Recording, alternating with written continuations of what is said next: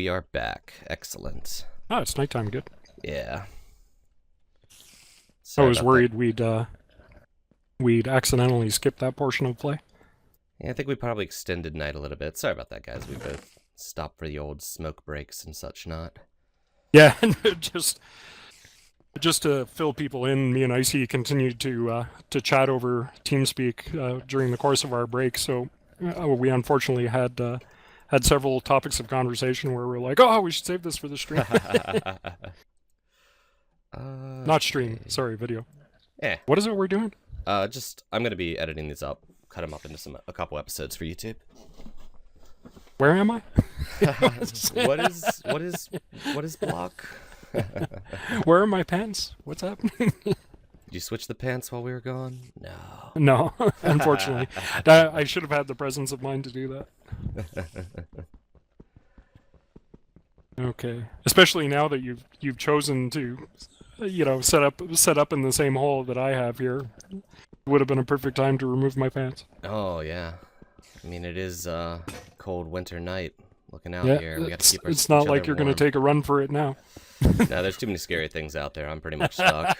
I'm just glancing out this door. Whoop, was a mistake. Was a mistake. Get back inside. We're good. We're good. There's a spider up there. BT dubs. Ugh. I should cook some food here. I think I've cooked up all the food I had, except Get rid of this apparently chicken. one random raw mutton and all this beef. Okay, I haven't cooked up like any of the food I had. I have lied. Okay, we got six wool now. Excellent, excellent. I'm gonna make a toque. Toque. Okay, cool. Now I know how to say it. Excellent. I got a toque. All right, I'd be styling. Word. Let's just toss a bit of that old wood. Oh, take that chicken out. And I think I'm gonna use some leather to make boots since we can't use wool for that. I have a bad habit of forgetting that when I'm doing all my armor stuff. I'm just like, okay, use all the leather for these, and I'm just left with 4 wool, and I'm like, oh, I could have done this better. Yeah, I have a tendency to remember this stuff largely because, like, I designed it to do that, right? Yeah, you have a bit of an advantage in that regards. Yeah, knowing how everything works. But I'm constantly, like, I tend to think of gameplay. It's a little difficult to explain. By a term, tend to think of gameplay as unique thought processes, right? Mhm. Like, when I sit down and I play a game that I really enjoy, that really does it for me, I find that tends to be because it gets me thinking in a way that I wouldn't normally, right? So, I guess the classic example would be puzzle games and stuff like Tetris, where it's like, kind of, it's almost like it activates part of your brain that normally isn't stimulated, and as a result, it's pleasurable, I can see that. So I tend to think in terms of thought processes while I'm designing, like stimulating thought about different things and that kind of stuff, right? So it's not even necessarily that the player has to be doing something, just that they have to be putting some consideration into what they're doing, right? Mm-hmm. So even little things... Oh, zombie outside. How come he's not banging on the door? Hello, zombie. WTF, Mr. Zombie. Huh. Oh, you can use the door. Sorry, I'm like bug testing and potentially getting us killed. The thing was, you had a valid reason to open the door to bug test. I'm sitting here like, I should open that door and let the zombie in. Why? I don't fucking know. I just want to do it. I'm pulling a definite WTF on that, though. Huh. So yeah, anyway. Oh. Speaking of zombie, that was With sword. Oh, he's banging at least. Oh fuck, I'm gonna die. Help! Help! Working on it. Get out of here, zombie. Oh, I'm gonna die. I can't fight. Oh. Yeah. Oh my god! Oh. Oh wolves howling, insult to injury. Wow, what a... Son of a bitch. And here we were doing so great, We and really I were. decided to bug test. Motherfucker. To be fair, I walked out the door and just kind of stared at him for a second. Oh, man. Okay, where... Oh. The pain. So Where the about that fuck new am I? feature you were thinking about. Okay, well, let's take a look around. See if we can see anything vaguely familiar. I see a herd of pigs in a swamp. Is it still snowy for you? It is still snowy for me. Wow. Okay, so how about we just keep going and keep chatting? Sounds And, good. We'll see what we can do. There's a lot of pigs around me. Oh man, there is like a zombie massacre. It's too bad we don't have recording going on my end, because there's like I spawned in a pack of panicking animals being chased by zombies. It's like zombie apocalypse action going on here. My area's fairly peaceful, all in all. Whoa, creeper. So then I have to ask, when you die and it is Yeah. night, Yeah. do you just do as I do and just let the world take you until it's morning? Or do you actually attempt to set up Oh, at I just night? keep going. And it's still a problem that I'm kind of mulling over, because this whole like just keep dying until morning thing is total bullshit. Like Right. I know people are doing that, but it's just silly. Like I'm trying to give meaning to death, and that trivializes it, even if temporarily. So I really don't like that. So I'm considering a number of different options to try to fix that, basically. You know? Right. And one of the problems with that is like some solutions which are potentially good for single player just don't really work for multiplayer and all that. So Yeah, it's a can bit of an understand interesting that one. design problem. Feels like it could have a fairly simple solution if it weren't for multiplayer. Yeah, I've got a herd of zombies Well, now. there are a lot of things like that in Minecraft, right? Like, it's the old thing, man, with like, people always want more options in their games, but the more options that you add to a game, and I've said this many times on the forums, the more options that you add to the game, the more variables you're introducing into the overall problem that is design, right? And the thing is, with an open world game like Minecraft, there are a shit ton of design variables that you have to consider at any given time, right? Right. Like, so many things that you could break with a change just because of the awesome amount of freedom that the player has, right? So you got to take that all into account to begin with, and the more and as you keep adding additional variables through options, that just exponentially increases the problem, Right. of like trying to know how everything is going to interact with everything else, because then all of a sudden, like, you get to a certain point with options where you don't even know what game the person is playing, right? Right. Any given person is playing, because all the options interact with each other, and you might have this on, you might have that off, yada yada yada, right? So, if you have 10 different options, you've got like 100 possible combinations of them, right? I think that's right, maybe. But anyway, there's a lot of number of possibilities. Yeah. Sorry. You have massive number of possibilities. Yeah. Exactly, right? So you get to a certain point where you just don't know what the fuck the player's doing anymore. And never mind the fact that they're in an open world and they have all this kind of freedom to begin with. So the thing is, it's like you start running into issues like that where it's like, well, for example, like I've only got 2 options left in the mod, gameplay options.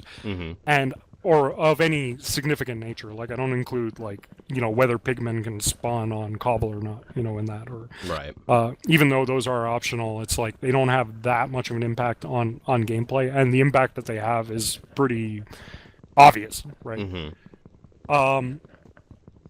But there's like 2 major options left in the mod, that I consider to be major, which are hardcore buckets and hardcore spawning. Right.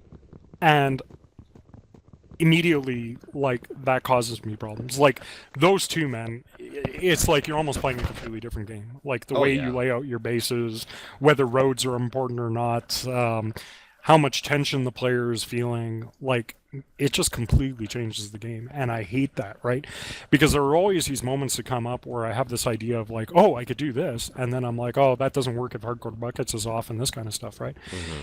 And the thing is, the more often I do that, basically the weaker the overall design becomes, right? Like the less coherent it is, because I'm not taking the strong decisions I know I need to in order to improve the gameplay experience because they affect some other mode of play negatively, right? Right. So this is a big reason why I'm so down on options. And if you look at the compromises that were made, like multiplayer is basically an optional mode of play, Right. I would consider the primary mode of play for Minecraft to be single player. Mm-hmm. It's the way I think most people play it. But a lot of concessions have been made for multiplayer. Even looking at things like all blocks can be broken by hand with time, right? Like Right. if you punch stone long enough, it will eventually break.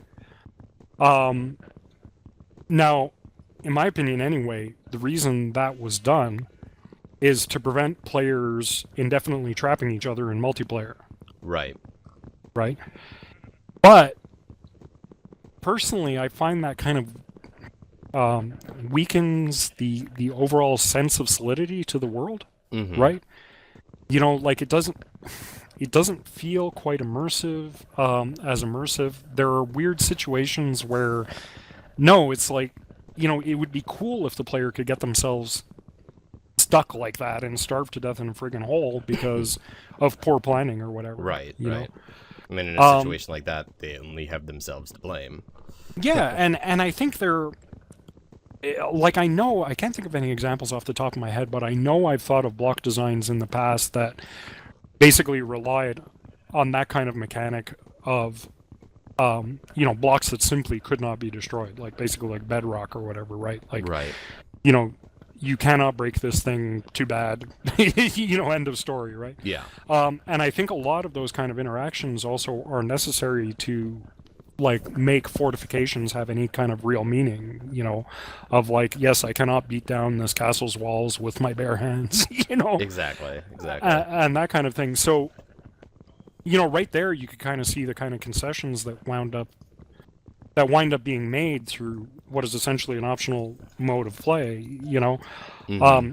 and I think people just kind of automatically tend to assume, oh, more options, that's great, but as with everything else, like, it's okay, but at what cost? Like, what could have been done otherwise, Right. if your designer wasn't losing his fucking mind trying to accommodate like all these variables, basically, Mm-hmm. So yeah, I don't know what the point I originally was trying to get at was. I think we were talking Sure. about dying over and over when you die at night.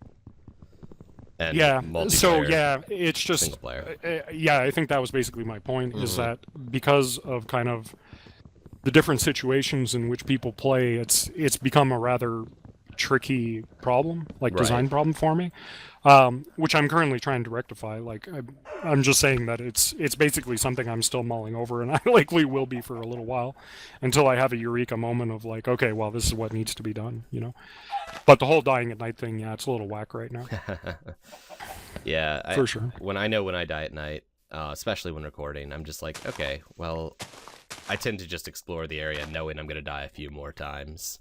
Yeah. Not start gathering resources yet because it's just, Yeah.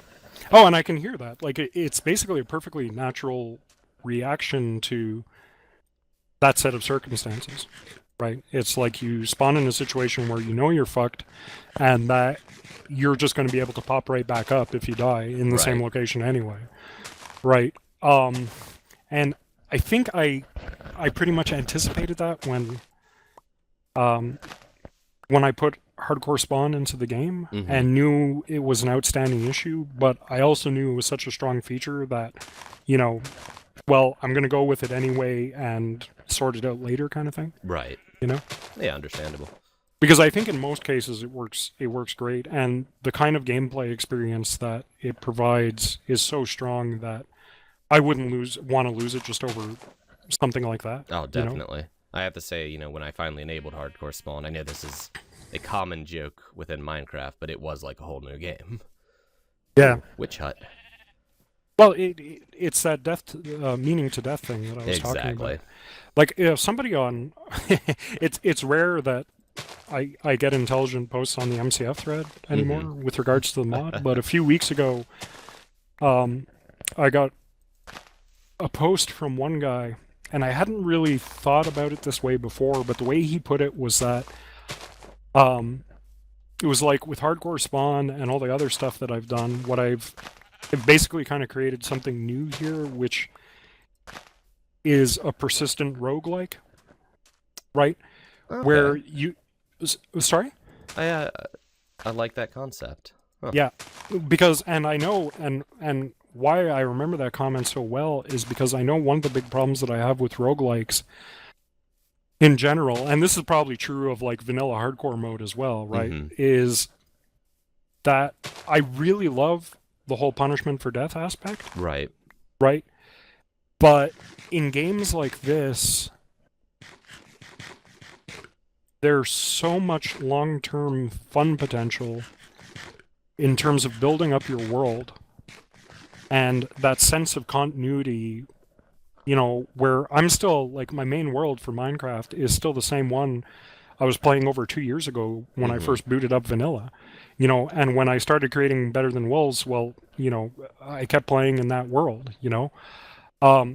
So the world now, like, I think it's close to a gig in size. Damn. The save file for it. And I'm able to, like, you know, take a tour on my minecart network or whatever and see the very first structure I ever built in Minecraft, you know, and there's that sense of persistence and continuity that everything that you do within your world is permanent, you know, is there for posterity. Like, you know, you can always come back to it, you know, like you're contributing to this greater whole that's building up over time. And I think that's a huge strength of kind of like this style of game, you know, where it's not only does it have all kinds of creative potential in what you can do within the game because of the fully dynamic world, but that persistence kind of gives you an inherent motivation to do it and to say make things nice. You know, it's like this world I think that we're playing. I think we both kind of there's an implicit understanding that we probably won't be playing this world again after this series. Right. So we probably don't go through the trouble of making our hole in the ground any nicer than it absolutely needs to be. Like, everything is strictly utilitarian right now, right? Right. Whereas if this were a world that we knew that we might still be playing in a year, you know, there's kind of that almost underlying sense of obligation to do things nicely. Exactly. Right? You know, and again, that provides incentive to build and all that. So what I like about this kind of persistent roguelike concept, and I think I hadn't really thought of it that way, but it fits into kind of a lot of my own gaming trends, you know, is that I really like roguelikes. I like the sense of death, death having consequence, all this kind of thing. But I considered something like vanilla hardcore mode to actually be way too hardcore. Right. You know, like the thought of, say, even a game bug potentially wiping out everything that I ever built. It just doesn't appeal to me in the least. No, I understand that completely. Not only because it feels like too much, but also because I know it will inevitably affect the way I play the game from moment to moment, that I'll constantly be building these kind of utilitarian holes in the ground. I'll never feel motivated to actually build anything nice. Never mind build a complex automated system, right? Right. Because that's part of it too. It's like, you know, people don't really build solar factories fully automated in the mod because they need to. It's more like this long-term convenience, right? Like there's a sense that you're going to be able to make use of it in the future. Exactly. But if you're playing a disposable world, there's really no reason to. Like, you just do everything by hand. Right. You wouldn't ever take the time and invest everything to possibly lose it. Well, you notice that I've been mentioning lately that, you know, like, world restart syndrome is something that I'm, like, actively trying to combat, right? Right. And it's because of all that, right? It's because I know there is so much fun to be had in playing a world for a long time. And it seems to be a kind of fun that a lot of people actually miss out on in Minecraft because they constantly feel the need to restart. You know? Right. Yeah, and I've been definitely guilty of that. Throughout mainly my vanilla play. I am about to give us our third death of the There we No. go. Oh, what happened? I wasn't paying attention to time and did not make shelter in any way. No.